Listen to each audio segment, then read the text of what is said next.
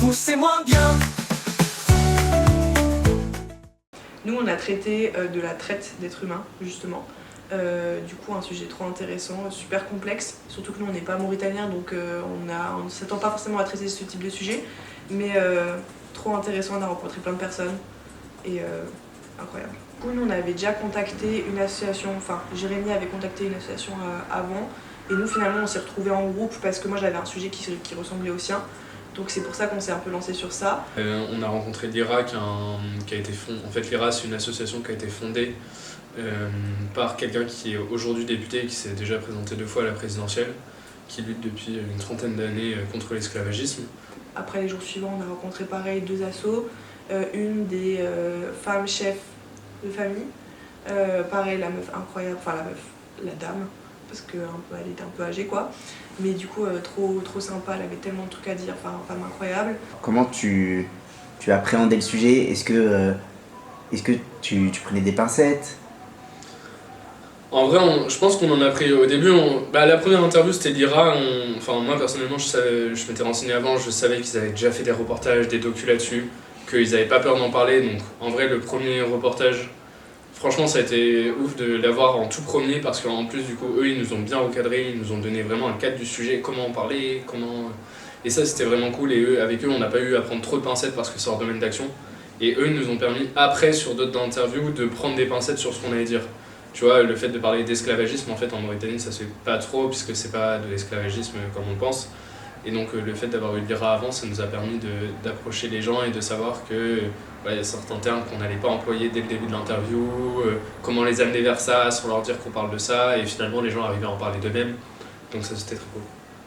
D'un point de vue journalistique, surtout quand on travaille à l'étranger, les fixeurs, c'est essentiel. Enfin, on peut pas s'en sortir sans eux. Les journalistes sur place, ils nous aident tellement. Enfin, comme dit là, Salem, c'était particulier parce que nous, en plus, on est étudiants, donc on a aussi un truc on apprend de son expertise, entre guillemets.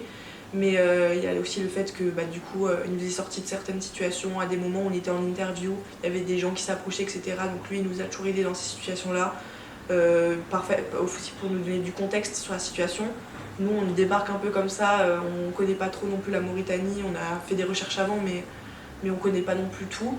Et lui du coup il nous a donné les clés aussi pour comprendre un peu la situation ici. Donc c'était, moi je pense que je retiens vraiment les fixeurs, enfin je trouve que ils ont vraiment un job essentiel et parfois on s'en rend pas toujours compte mais genre gros cœur sur eux quoi, parce que indispensable. Et après c'est là où en recontactant quelqu'un de l'IRA qui s'occupait spécifiquement des migrations, on a pu entrer en contact avec Fanta, qui était une personne qui a demandé de l'aide à l'IRA et qui du coup est guinéenne et qui s'est rendue en Mauritanie justement pour changer sa situation. Et qu'elle, on a pu la contacter et la discuter avec elle parce que justement elle s'est fait arnaquer par des passeurs qui lui ont volé son argent et qui l'ont forcée à travailler justement pour rembourser ses dettes. Donc ça c'était un peu la manière dont notre reportage s'est ficelé. Donc c'était trop bien, ça s'est bien goupillé finalement, mais c'était top.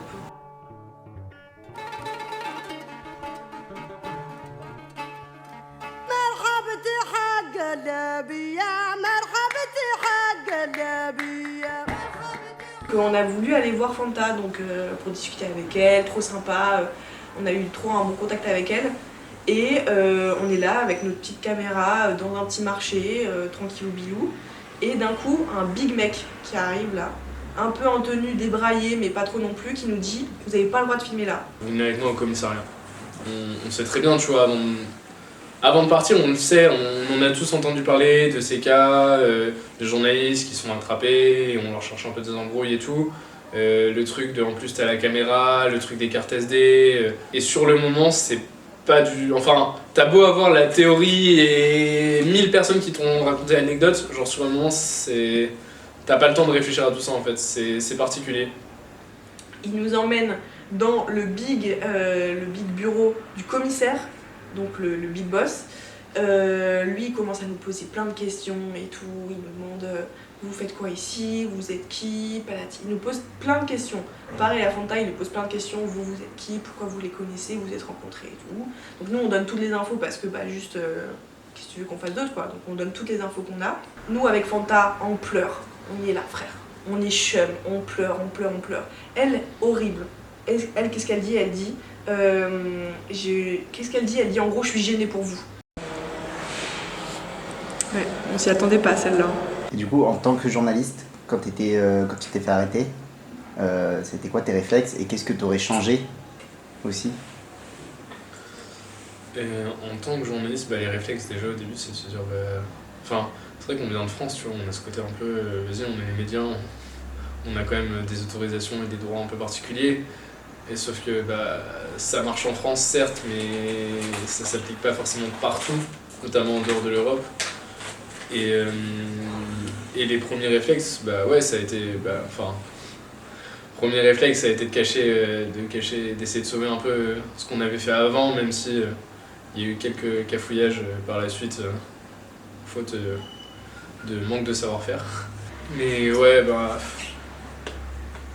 le travail en équipe et penser aux autres dans ce moment-là, en essayant de comprendre la situation et tout, et notamment aux sources et les personnes que tu accompagnes sur des sujets qui sont un peu sensibles comme ça, parce que du coup on tournait avec quelqu'un qui était quand même sans papier, qui était une personne vulnérable, et bon, même si elle a voulu faire la démarche de venir avec nous, t'es tellement dans la panique qu'il n'y a pas eu ce réflexe de lui dire non, de la bloquer et de lui dire t'es plus dans la merde que nous, toi viens pas. Il n'y a plus Fanta qui a été libérée, Dieu merci. On a repris un taxi, on est arrivé à l'hôtel en héros.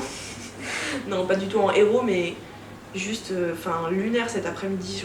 On a passé lunaire complètement.